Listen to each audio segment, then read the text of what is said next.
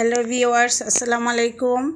আমি আপনাদের জন্য নিয়ে আসলাম বর্ষাকালের একটি দারুণ রেসিপি। বর্ষাকালের একটি সবজি ধরা চলে, এটা শাপলা।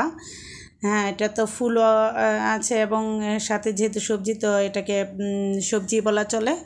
তো আমি এটা দিয়ে আজকে আপনাদেরকে রান্না করে দেখাবো চিংড়ি মাছ দিয়ে। তো বর্ষাকাল দারুণ সময়। তো আমি শাপলাগুলো এভাবে কেটে নিয়েছি, কেটে সুন্দর করে ছিলে ধুয়ে নিয়েছি। এই যে দেখুন কত সুন্দর করে ধুয়ে নিয়েছি। তো ভিউয়ার্স, শাপলাকালের সবজি জিভে তো পানি এসেই যায়। তো চলুন রান্নার প্রণালীতে চলে যাই। তো আমি কড়াইতে এখন দেখেন তেল দিয়েছি। তো তেলের মধ্যে আমি পেঁয়াজ কুচিগুলো ছেড়ে দিব। কিন্তু খুব স্বাদের একটি সবজি কিন্তু, হ্যাঁ, শাপলা কিন্তু খেতে খুব দারুণ। তো চলুন ভিউয়ার্স, রান্নাটা আগে শেষ করি। তো আমি পেঁয়াজগুলোকে ভেজে নিব। ওরকম লাল লাল করে ভাজবো না, তবে যেন একটু ভাজা গ্রান আসে ওরকমভাবে ভাজবো। যেহেতু এটা একটা ঠান্ডা তরকারি, তো এটা এভাবে রান্না করতে হবে। লবণ দিয়েছি, একটু লবণ দিয়ে এগুলো ভেজে নিব। আর ভিউয়ার্স, বাইরের আকাশটা মেঘলা মেঘলা একটু ভাব, সুন্দর, হ্যাঁ, খুব ভাল লাগছে। ইচ্ছে করছে আপনাদের সাথে একটি কবিতা শেয়ার করি। আমার নিজের লেখা কবিতা আছে, এটা শেয়ার করতে পারি আপনাদের সাথে আজকে। যেহেতু বর্ষাকালের একটা সবজি রান্না করছি, তো একটা কবিতা তো চলেই। তো আচ্ছা, রান্নাটা আগে গুছিয়ে নিই, তারপরে বলবো। তো আমি আদা রসুন দিয়ে দিয়েছি এখানে। আমি অল্প একটু আদা ইউজ করেছি, দেখেছেন। আর রসুনটা আমি একটু বেশি দিয়েছি। এটাতে রসুনটা একটু বেশি দিলে ভালোই লাগে। তো আমি এগুলোকে একটু হালকা আদা রসুনটা ভেজে নিচ্ছি। ভেজে নিলে একটা গ্রান আসবে। গ্রানটা যখন চলে আসবে তখন আমি হলুদের গুঁড়ো, একটু মরিচের গুঁড়ো দিয়ে দিব। সব কিছু অল্প অল্প দিতে হবে। দেখুন আকাশটা কেমন একটা ভাব ধরেছে। হ্যাঁ, রোদ নাই কিন্তু, হ্যাঁ, একটা ভাব আকাশটার মধ্যে। তো আমি দিয়ে দিলাম একটু হলুদের গুঁড়ো, একটু সামান্য একটু মরিচের গুঁড়ো। সব কিছু অল্প ব্যবহার করতে হবে। তো মরিচের গুঁড়োটা দেখেন অনেক লাল এবং অনেক ঝালও বটে। তো অল্প পানি দিয়েছি আমি। এটা অল্প পানি দিয়ে কষিয়ে নিব। আর সামান্য আমি একটু জিরা ইউজ করবো এখানে, একদমই সামান্য, বেশি দিব না।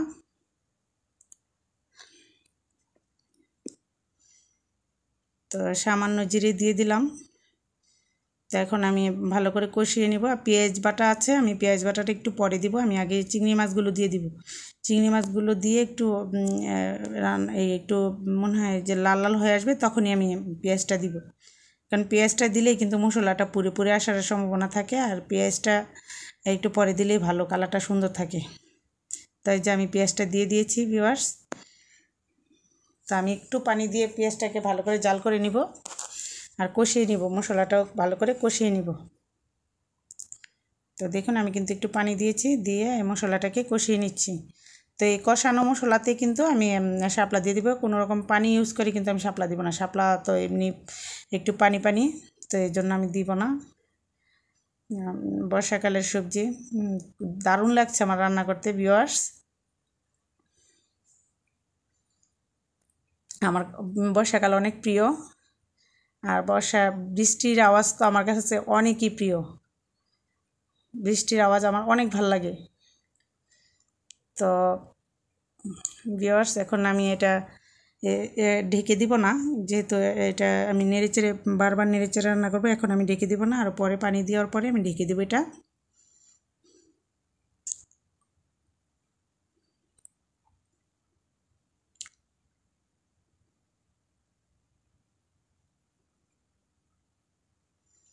তো আমি এখন পানি দিয়ে দিচ্ছি। দেখুন শাপলা রান্না করতে কিন্তু বেশি একটা সময় লাগে না। হ্যাঁ, তো আমি পানি দিয়ে দিলাম। তো পানি দিয়ে দিয়েছি। এখন আমি রান্নাটা করব, ঢেকে রান্না করব। চলুন ভিউয়ার্স, কবিতাটি শুনে নেওয়া যাক। কবিতাটির নাম বর্ষার বরণ। শুরু করি। কি দারুণ ক্ষণ বর্ষার বরণ, চারদিকে অথই পানি। বর্ষার মাসে লুকোচুরি খেলে গাছে, অতিথি বুনো হাসে। কলা গাছের ভেলায় চলা, বিলে শাপলা তোলা, যায় কি ভোলা ডুব সাঁতারের খেলা।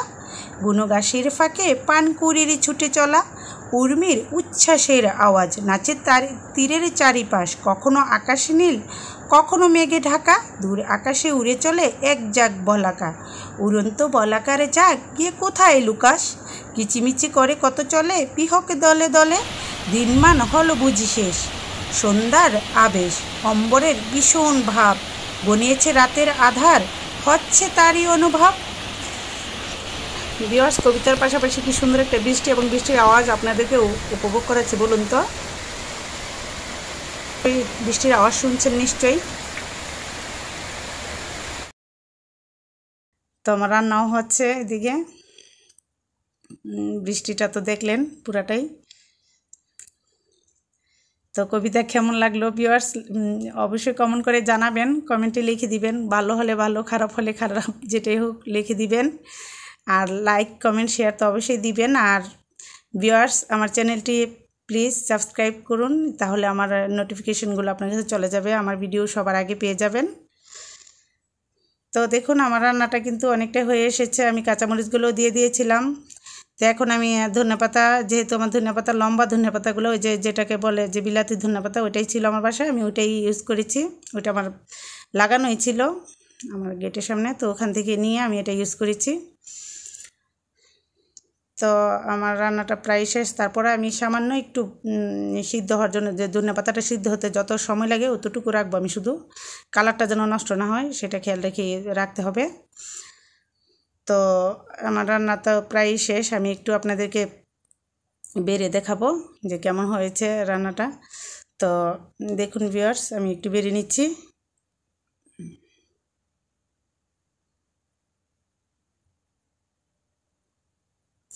আর ভিউয়ার্স, আমার কিন্তু কবিতার বইয়ের নাম হলো লাকি ইসলাম বিশ্বাস কবিতা। এটা আমার কিন্তু একটা পেজ আছে, আপনারা দেখতে পারেন, ওটা বিশ্বাসটা আমি খুলেছি, লাকি ইসলাম। তো ঘুরে আসবেন সময় পেলে। তো ভালো থাকবেন, সুস্থ থাকবেন, আমার জন্য দোয়া করবেন। আর আমার ভিডিওটি দেখার জন্য ধন্যবাদ। আসসালামু আলাইকুম।